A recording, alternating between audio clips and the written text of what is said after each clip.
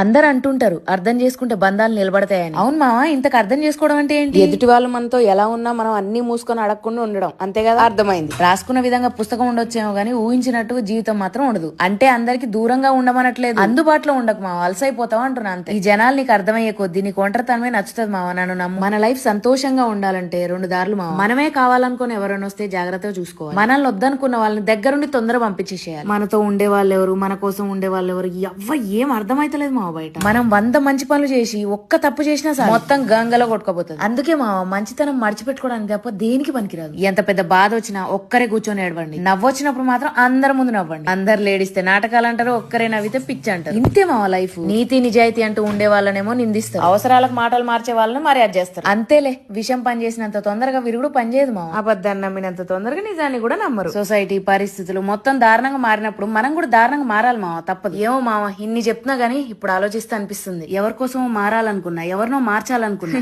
అవేం జరగలేదు, నేనే మారిపోయా. లైఫ్ లో ఒంటరిగా ఉండడం కష్టమే, కానీ ఆ ఒంటరితనమే మనకు చాలా నేర్పిస్తుంది. ఏ ఆలోచన వల్ల మనం ఎక్కువ బాధపడతాం, అదే మన లైఫ్ చేంజ్ అవడానికి మస్తు ప్లస్ అయితే. ఇంకేంటి మరి, ఉంటానైతే.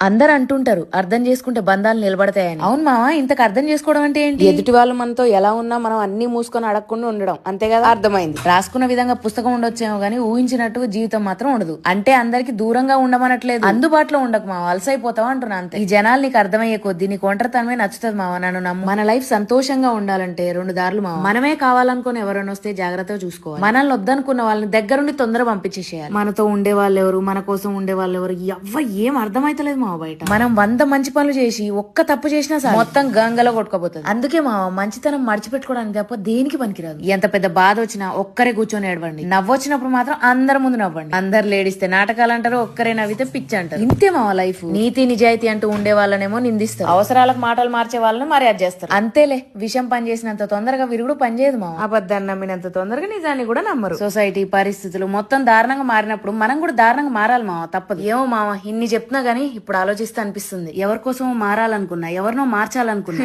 అవేం జరగలేదు, నేనే మారిపోయా. లైఫ్ లో ఒంటరిగా ఉండడం కష్టమే, కానీ ఆ ఒంటరితనమే మనకు చాలా నేర్పిస్తుంది. ఏ ఆలోచన వల్ల మనం ఎక్కువ బాధపడతాం, అదే మన లైఫ్ చేంజ్ అవడానికి మస్తు ప్లస్ అయితే. ఇంకేంటి మరి, ఉంటానైతే.